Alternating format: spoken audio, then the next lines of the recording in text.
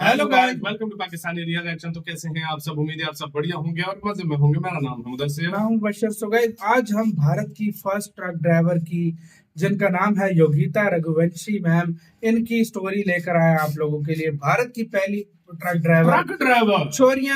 छोरों से कम है क्या?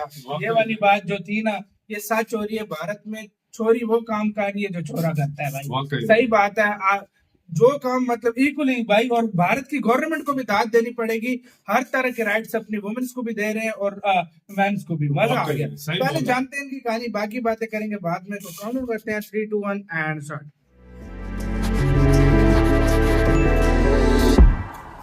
ट्रक ड्राइवर की सीट पर किसी महिला को बैठे देखकर कि आपको भी मन के मंजीरे गाना याद आता है, जिसमें एक्ट्रेस मीता वशिष्ठ ट्रक चलाते हुए नजर आती है। सन 2000 के शुरुआती दौर में आए इस गाने में मीता वशिष्ठ ने एक ऐसी महिला का किरदार निभाया जिसने अपनी जिंदगी के कई साल घरेलू हिंसा के साए में बिताए थे। कई सालों तक पति से मार खाने के बाद आखिरकार उस महिला ने अपनी शादी तोड़ दी और अपने बच्चों को पालने के लिए ट्रक चलाना शुरू कर दिया। इस वक्त आप जिस महिला को ट्रक चलाते देख रहे हैं उनका नाम योगिता रघुवंशी है। योगिता की कहानी भी काफी हद तक मन के मंजीरे गाने में ट्रक चलाती महिला की तरह ही है। हम सब जानते हैं कि ट्रक चलाना आसान काम नहीं है। एक ट्रक ड्राइवर को अक्सर घंटों तक ड्राइव करना होता है। खतरों और जोखिम भरे इस प्रोफेशन में पुरुषों का ही दबदबा है। ऐसे में ट्रक की स्टीयरिंग संभाल रही योगिता रघुवंशी हमारे आज के एपिसोड की पोस्टर गर्ल है। मध्य प्रदेश के भोपाल की रहने वाली योगिता करीब 18 सालों से ट्रक चला रही हैं, लेकिन इससे पहले योगिता ने वकील बनने का सपना देखा था। लेकिन योगिता की जिंदगी में कुछ पल ऐसे आए जिनकी वजह से उन्हें अपने वकील बनने के सपने को पीछे छोड़ना पड़ा। वकालत की पढ़ाई करने के बाद योगिता की शादी पेशे से एक वकील शख्स के साथ हुई, लेकिन साल 2003 में एक सड़क हादसे में योगिता के पति की मौत हो गई। अब योगिता पर उनके 2 बच्चों को पालने की पूरी जिम्मेदारी आ गई। योगिता के मुताबिक उनके वकील पति ट्रांसपोर्ट का भी छोटा मोटा काम करते थे। पति के मौत के बाद योगिता के ससुराल वालों ने उनके ट्रक पर मालिकाना हक का दावा कर दिया, लेकिन योगिता ने हिम्मत नहीं हारी।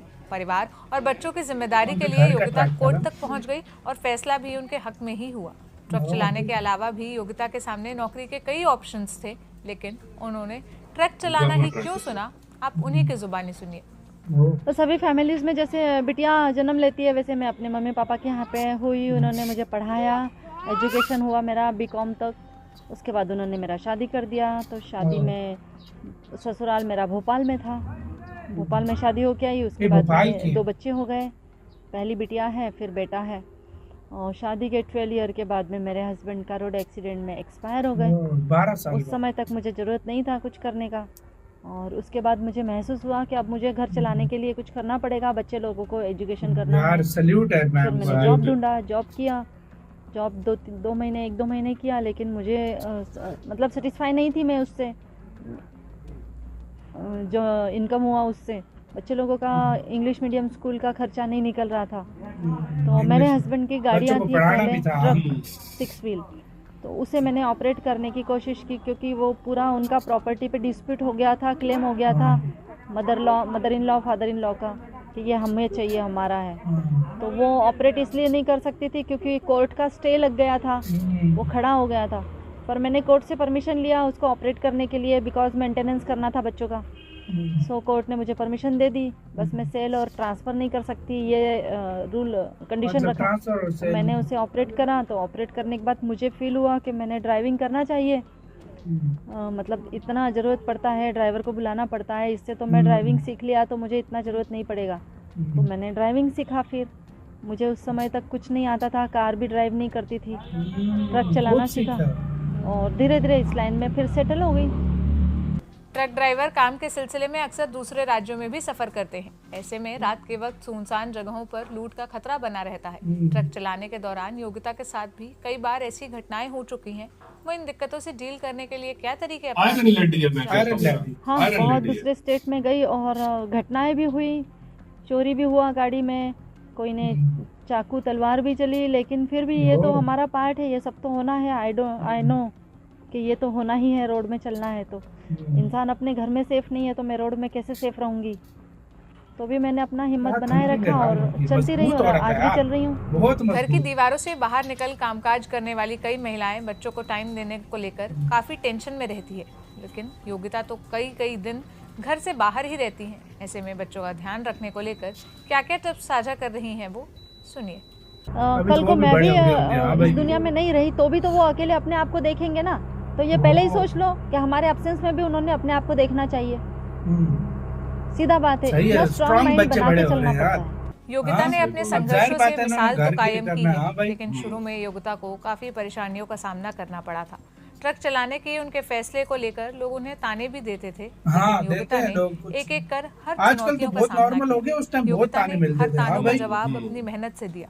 अब योगिता को उनकी मेहनत के लिए सराहा जा रहा है और जल्द ही उत्तराखंड सरकार उन्हें यूथ आइकन अवार्ड से भी सम्मानित करने वाली है।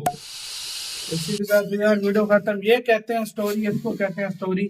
ये बनी थी भारत की पहली ट्रक ड्राइवर और इसमें कोई शक नहीं। आजकल तो बहुत नॉर्मल हो गया, आजकल फीमेल कुछ भी करे उसको कोई रोक टोक नहीं होती। इंडिया में इतना मतलब सब कुछ नॉर्मल हो गया, लेकिन आज से 18-20 साल पहले ये चीज बहुत ही ज्यादा मतलब मतलब अजीब समझी जाती थी। हाँ भाई, इस बात से आइडिया लगा लो, आज इंडिया की हर फील्ड में लेडीज काम। लेकिन मैं आपको सच्ची बात बताऊं, हमें बस का पता था, हमें ट्रेन का पता था, एयरलाइन का पता था, कार्स वगैरह, ये हमें ये नहीं भी पता था कि भाई लेडीज उधर ट्रक भी चलाती है। मतलब इस लेवल तक उनको फ्रीडम दी यार हमने पाकिस्तान में कुछ भी नहीं देखा। सीरियसली पाकिस्तान में आपको एक लेडी कार चलाते हुए भी देखेगी तो वो लोग हैरान होंगे। लेकिन चलो कार चलाती है, ट्रक और बसेस हमने आज तक नहीं देखी कोई लेडी चला रही होती। बिल्कुल सीरियसली। इधर मैं एक और बात भी ऐड करना चाहूंगा यार, मैं सच्ची बात बोलूं, इंडिया में इस तरह की आजादी दी गई है ना। देखो मैं तुम्हें एक सच्ची बात बताऊं, इंडिया में ट्रांसजेंडर जो होते हैं, तुम्हें पता है वो जज है। जज भाई यार, पुलिस में इंडिया में पाकिस्तान में मजाक उड़ाया जाता है उनका। ट्रांसजेंडर का इधर गलत समझा जाता है। मैं सच बोल रहा हूँ। हाँ, उनके ऊपर हंसते हैं लोग। और उधर क्या है, ये चीजें मैं आपको बताऊं, भारत में अपना मतलब कॉन्स्टिट्यूशन ऐसा है ना, भारत का संविधान, उसमें हर किसी को इक्वल राइट मिला है, राइट्स मिलते हैं उनको। वो इंसान देखते हैं, वो ये नहीं देखते ये भाई ये ट्रांसजेंडर है, ये मर्द है, ये औरत है, ये जो भी है, वो देखते हैं कि सबको उनके राइट मिले। काबिलियत क्या है, वो काबिलियत को देखते हैं। और ऐसा कंट्री तब तरक्की करता है जब ऐसी भाई हरकतें होंगी। यही बात है। देखो आज से 10-15 साल पहले चले जाओ, देखो वो आजादी औरतों को नहीं थी। विलेज वगैरह में लोग रहते थे, सिटीज में जो रहते थे उस टाइम तो था सिटीज का, लेकिन जो विलेज के लोग थे उनका माइंडसेट और था। बदकिस्मती से हमारे मुल्क में आज भी उसी तरह का भारत कहाँ चला गया और इंडिया किस लेवल पे चला गया। भारत में आज विलेजेस से टैलेंट निकल रहा है, हर जगह से वुमेन टैलेंट निकल रहा है। भारत के लिए गोल्ड मेडल ला रही हैं औरतें। हमारा क्या ज्यादा औरतें हैं गोल्ड मेडल लाती हैं भारत के लिए, अक्सर देखा जाए। बॉक्सिंग वगैरह में देखो, रेसलिंग में देखो, इंडिया के लिए गोल्ड मेडल तक ला रही है वो यार। फिर क्या बंदा बोले तो ये फिर वुमेन पावर है भाई। ये तो है यार। आपका क्या कहना है अपने कमेंट सेक्शन में, अपना बहुत ज्यादा ख्याल रखिएगा तो यार भाई।